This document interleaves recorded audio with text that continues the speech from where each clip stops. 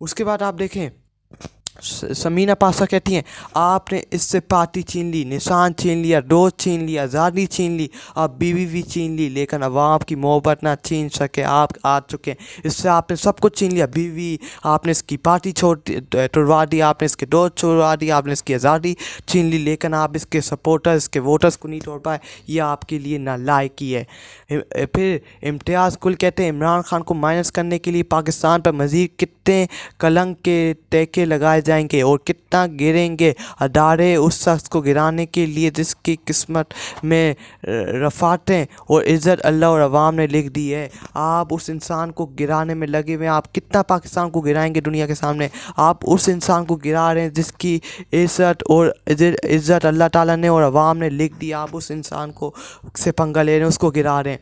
उसके बाद इत्तेसाम कियानी कहते हैं जज साहब के फैसला सुनाने से पहले इमरान खान कमरा डाल में आए और साफियों की जानिब देख कर उंगली खड़ी की करके इशारा किया कि आज एक और विकेट गिरने वाला लगी है। इमरान खान जब ये फैसला सुनाया जाता, इमरान खान साफियों की तरफ आए उठ के, उन्होंने 3 उंगलियां लड़ाई क्या कि एट्रिक होने वाली है, एक और केस पे मुझे सज़ा सुनाने वाली है। इमरान अहमद खान न्याजी कहते हैं मेरे पाकिस्तानियों 8 फरवरी को अपने घरों से निकलें और अपने वोट की ताकत से मुल्क पर माफिया को शिकस्त दें। इन फतेहाबा माफियों को शिकस्त दें। अपने 8 फरवरी को अपने वोट का इस्तेमाल करें और इन माफिया को शिकस्त दें, जुल्म का बदला वोट से। उसके बाद निकाह केस के बाद इमरान खान की गुफ्तगू हुई। इमरान अहमद खान न्याजी कहते हैं इस किस्म के केस में पहली दफ़ा हो रहा है कि मुझे जलील करने के लिए सज़ा दी गई। ये चाह रहे हैं डील हो, मैं जेल के अंदर मर जाऊँगा, डील नहीं करूँगा। बाहर से गुलाम ले आए हैं, वही अब इनकी नौकरी करेगा। जो बाहर से ये भगोड़े को बुकाया, लंदन से जो भगोड़ा आया जिससे पाकिस्तानी अदालतों का मजाक उड़ाया, जो पाकिस्तानी अदालतों को धोखा दे के गया। इमरान कह रहे हैं वो गुलाम आ गया, अब आप उससे गुलामी करवाएं, मैं डील नहीं करूँगा, मैं गुलामी नहीं करूँगा। इन्होंने मुझे ये केस जलील करने और रुस्वा करने के लिए बनाया, लेकिन मैं कोई डील नहीं करूँगा। मैं मर जाऊँगा लेकिन डील नहीं करूँगा। उसके बाद साबिर साकिर कहते हैं सजाए मौत, उम्र कैद, 14 साल, 10 साल, करोड़ों की सज़ा, गद्दारी, बगावत, तमाम मुकदमात सज़ाओं की वापसी की कीमत मांगी गई और 3 साल की खामोशी और फिर इक़्तिदार। इमरान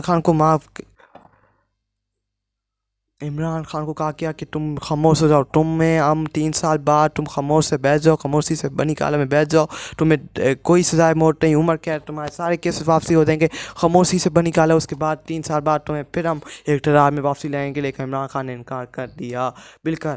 उसके बाद अली थीन, ये जाकी थीन के साहबजादे, उन्होंने कहा यह फ़ैसला उडर में निकाह केस एक खौफनाक और नाकाबिल कबूल मसाइल कायम करता है। इस कलदम होना चाहिए, इस केस को कलदम होना चाहिए। हम सबको खवातीन के वक़ार और हकूक़ की तहफ़्फ़ुज़ के लिए खड़ा होना चाहिए।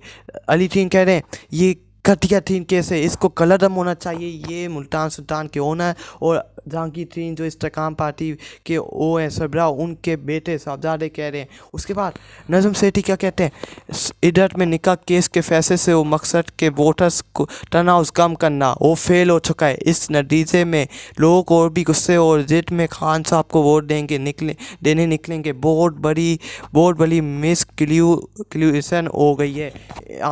नज़म सेठी कह रहे हैं कि इन्होंने ये केस इसलिए बनाया कि इमरान खान को गुमराह करे, अवाम की मकबूलियत इससे कम हो। लेकिन अब अवाम में गुस्सा और भी ज़्यादा है। अवाम अब अपने घरों से निकलेगी और खान साहब को वोट देगी, इससे इमरान खान की मकबूलियत में कमी नहीं होगी।